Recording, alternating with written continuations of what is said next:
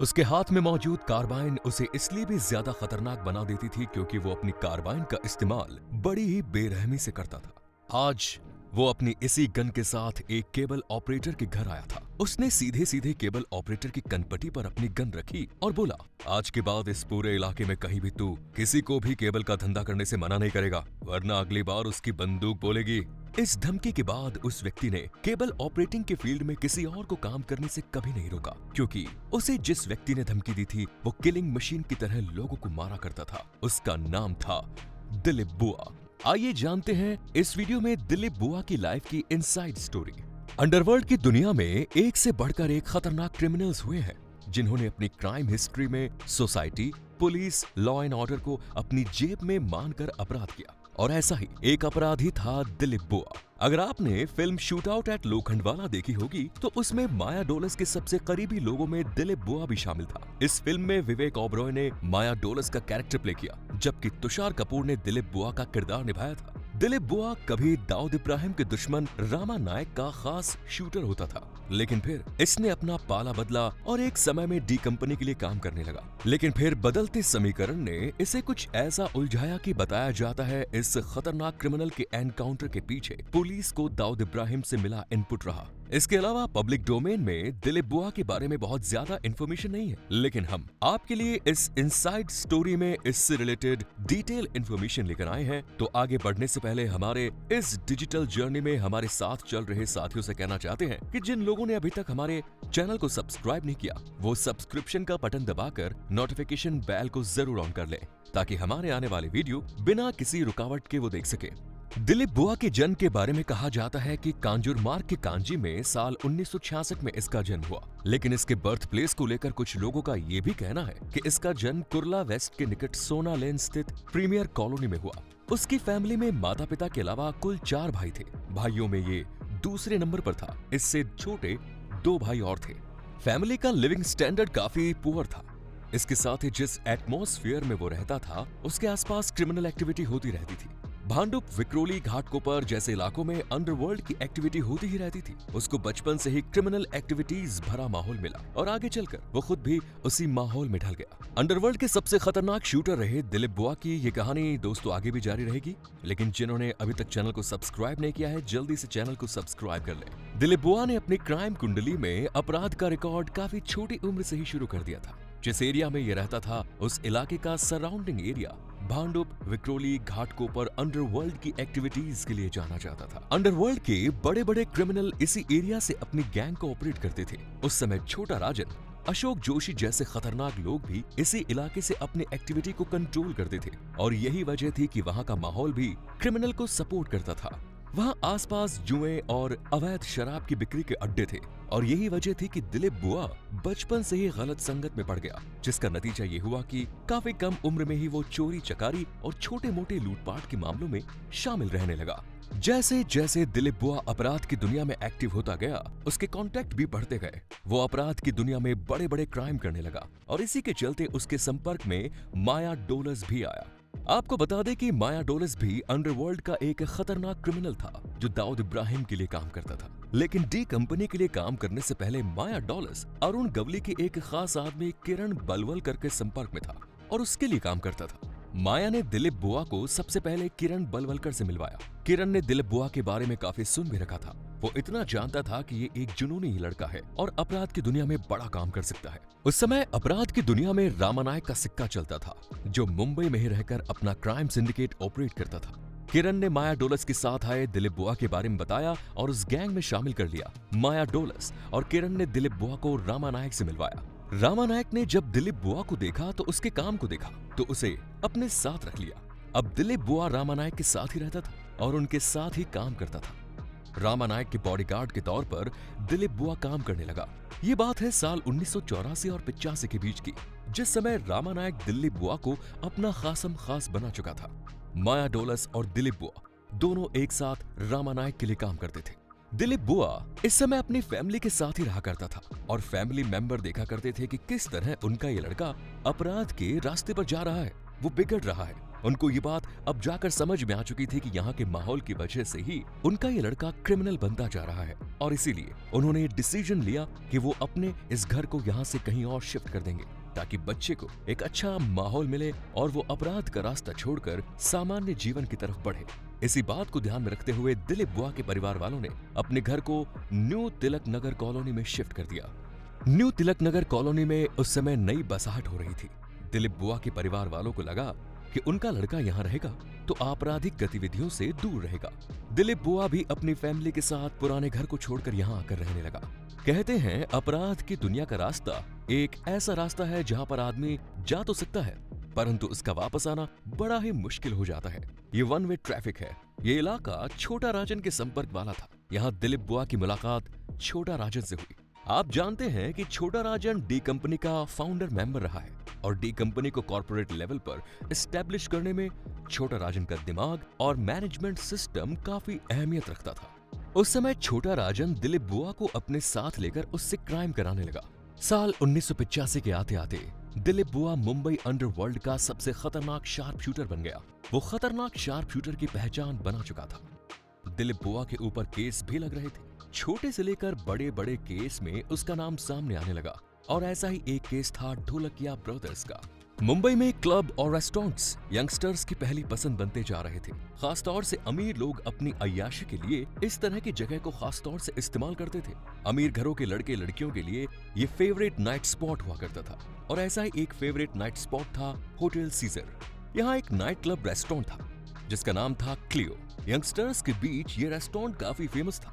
लोग अपने routine time से समय निकाल कर यहाँ आते थे, मौज मस्ती करते थे और अपने मूड के अकॉर्डिंग क्वालिटी टाइम स्पेंड करके निकल जाते थे। सीजर होटल के मालिक थे महेश ढोलकिया और अरविंद ढोलकिया।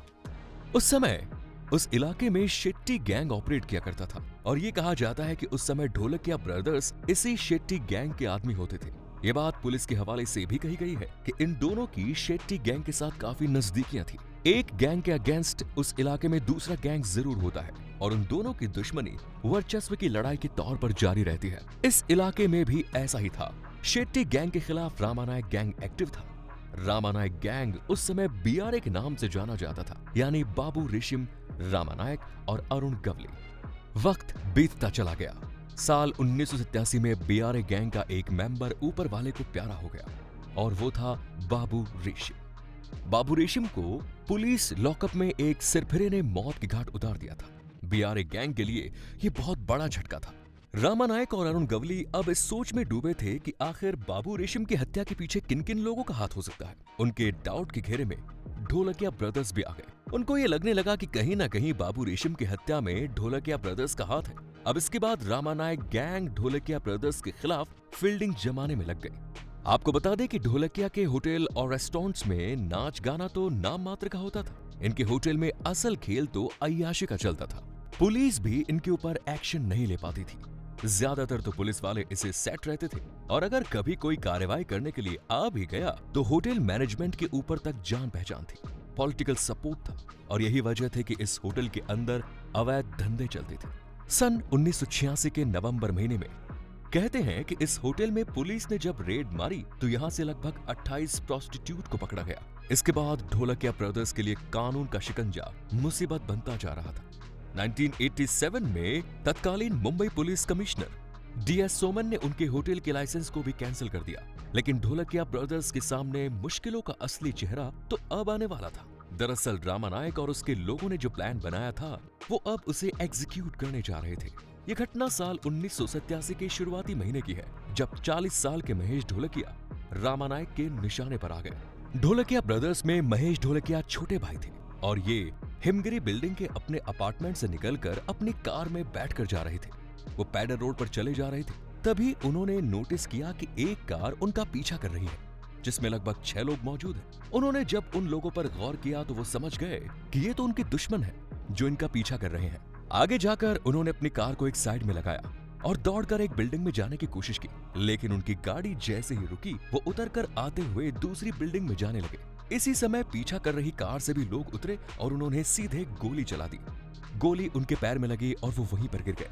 वो एक गैरेज के सामने गिरते हैं। इस समय उनका पीछा कर रहे लोग नजदीक आ जाते हैं और अपनी बंदूकों से फायर खोल देते हैं। 10 गोलियां उनके सीने पर फायर हो जाती है।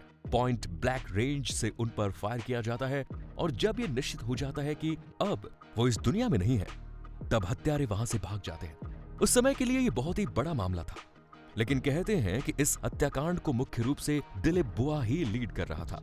इसमें उसका ही नाम सामने आया। दिलीप बुआ ने रामानायक के लिए कई खतरनाक काम भी किए, लेकिन इसी दौरान वो छोटा राजन के संपर्क में भी आया और उसके लिए भी काम करता था। हालांकि कुछ समय तक वो अशोक जोशी गैंग में भी काम कर चुका था। ये वो दौर था जब दाऊद इब्राहिम की गैंग डी कंपनी में कन्वर्ट नहीं हुई थी, लेकिन दबदबे के मामले में जो इब्राहिम उसकी गैंग अंडरवर्ल्ड की दुनिया में नंबर 1 थी, उसकी दुश्मनी बीआरए गैंग से थी, जिसमें से बाबू रेशम को खत्म कर दिया गया। अब रामानायक उन सभी का कट्टर दुश्मन बन गया। रामानायक बहुत ही शातिर और खतरनाक क्रिमिनल था। दिलीप बुआ को उसने अपना बॉडीगार्ड बनाकर रखा था, लेकिन वो नहीं जानता था कि जिसे उसने अपना बॉडीगार्ड बनाया है, फाइनली वही उसको धोखा देगा। दाऊद इब्राहिम से ग्रीन सिग्नल मिलाने के बाद छोटा राजन ने दिलीप बुआ को अपने पास बुलाया और सीधे सीधे रामानायक को निपटा डालने का ऑर्डर दे दिया। छोटा राजन का हुक्म मानते हुए कहते हैं कि दिलीप बुआ ने एक बार रामानायक को मारने की कोशिश भी की, उस पर गोली चलाई, लेकिन रामानायक की किस्मत अच्छी थी कि वो बच गया। रामानायक तो इस हमले में बच गया, लेकिन उसके सामने दिलीप बुआ की हकीकत सामने आ गई। आगे चलकर पुलिस एनकाउंटर में रामानायक मारा गया, लेकिन दिलीप बुआ की कहानी अभी भी जारी थी। 1986 में छोटा राजन के साथ संपर्क में रहते हुए भी इन लोगों ने अशोक जोशी गैंग को ज्वाइन कर लिया और ये अशोक जोशी गैंग के साथ काम करने लगे। आपको बता दें कि अशोक जोशी का गैंग बेसिकली उस समय मुंबई के घाटकोपर इलाके में सक्रिय था। लगभग 2 साल तक इन्होंने अशोक जोशी के लिए काम किया। इसके बाद नवंबर 1988 में इन्होंने अशोक जोशी गैंग को छोड़ने का फैसला कर लिया। अपना इंडिपेंडेंस गैंग बनाएंगे, ऐसा कहकर ये अशोक जोशी गैंग से बाहर निकल गए और इनके साथ 3 और लोग भी अशोक जोशी गैंग को छोड़कर चले गए। लेकिन इसके अंदर की कहानी ये थी कि ये अब पूरी तरह से डी कंपनी के लिए काम करना चाहते थे, क्योंकि ये लगातार छोटा राजन के संपर्क में थे। इन लोगों ने अशोक जोशी का गैंग छोड़ इसके लगभग 20 से 25 दिन बाद पनवेल हाईवे पर अशोक जोशी पर एक अटैक हुआ और उसमें अशोक जोशी की हत्या हो गई। बेसिकली मुंबई में अब यही एक ऐसा गैंग बचा हुआ था जो कि डी कंपनी को टक्कर दे सकता था। कहते हैं कि छोटा राजन ने दुबई में बैठकर अशोक जोशी गैंग को न्यूट्रलाइज किया। डी कंपनी का रास्ता साफ करने में दिलीप बुआ का बहुत बड़ा हाथ था।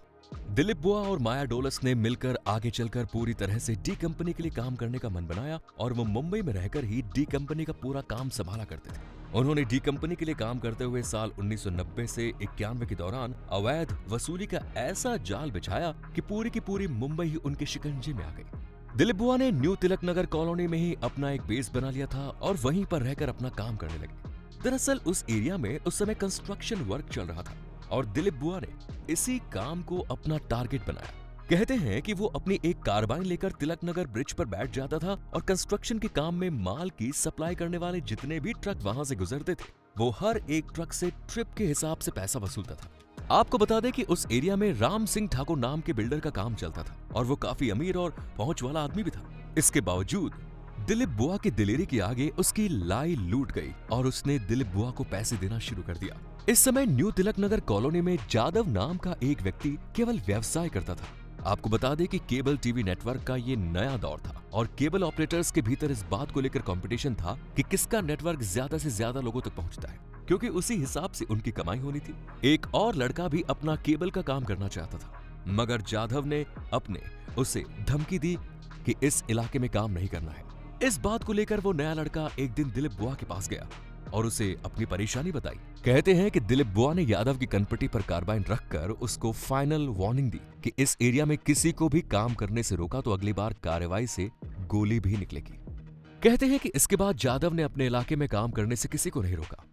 न्यू तिलक नगर में ही अपना अड्डा बनाकर अब दिलीप बुआ काम कर रहा था। इसके साथ ही वो माया डोलस के साथ मिलकर डी कंपनी के लिए भी काम करता था। 90 के दशक में सिचुएशन ये हो गई कि इन लोगों ने पूरी मुंबई में अपने नाम का तहलका मचा दिया और देखते ही देखते ये पुलिस की आंख की किरकिरी बन गए। इन लोगों के खतरनाक कारनामों का अंजाम ये हुआ कि पुलिस पर इस बात का प्रेशर पड़ने लगा कि अब वो किसी भी तरीके से इन लोगों को या तो न्यूट्रलाइज करे या फिर अरेस्ट। दूसरी तरफ ये लोग इतने ज्यादा ओवर कॉन्फिडेंट हो गए थे कि इन्होंने कंपनी के लिए काम करने के साथ साथ खुद का काम भी शुरू कर दिया। ये खुद भी अपने लिए एक्सटॉर्शन मनी वसूल करने लगे। कई बार तो ऐसा भी हुआ कि दाऊद इब्राहिम के पास व्यक्ति डायरेक्ट जाकर एक्सटॉर्शन मनी दे आया और फिर दाऊद इब्राहिम ने इनको इस बात के लिए मना किया कि उस व्यक्ति को पैसे के लिए परेशान नहीं करना है।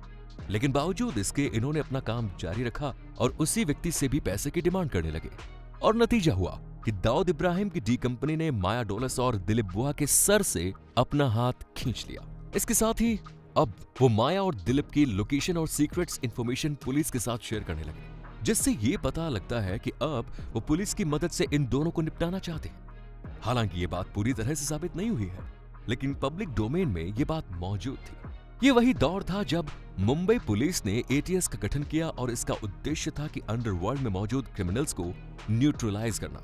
साल 1991 में एटीएस को यह इनपुट मिला कि मुंबई की लोखंडवाला कॉम्प्लेक्स में मौजूद स्वाति बिल्डिंग की ए विंग में दिलीप बुआ और माया डोलस फिरौती को लेकर एक मीटिंग करने जा रहे हैं। जानकारी के मुताबिक ग्राउंड फ्लोर पर मौजूद थे। एटीएस की टीम ने फील्डिंग जमाई और उसे टीम को ए खान लीड कर रहे थे। कहते हैं कि पुलिस टीम ने इन लोगों को सरेंडर करने के लिए कहा, लेकिन दूसरी तरफ से फायरिंग शुरू हो गई। विशेष रूप से दिलीप बुआ की कार्बाइन का बेस्ट दरवाजे को छेदता हुआ बाहर निकला तो पुलिस के भी हाथ फूल गए। दोनों तरफ घंटों तक गोलीबारी चलती रही और नतीजा ये हुआ कि दिलीप बुआ और माया डोलस इस एनकाउंटर में मारे गए। हालांकि इस एनकाउंटर में आगे चलकर पुलिस की टीम पर भी सवाल उठे। कहते हैं कि दिलीप बुआ और माया डोलस के पास 70 लाख रुपए भी बरामद हुए, मगर पुलिस की टीम ने उसे शो नहीं किया। ये सब कहने की और समझने की बातें हैं। फिलहाल तो हमारा आज का वीडियो यहीं समाप्त होता है। आपको पसंद आया तो लाइक करें, शेयर करें और चैनल को जरूर सब्सक्राइब करें। धन्यवाद।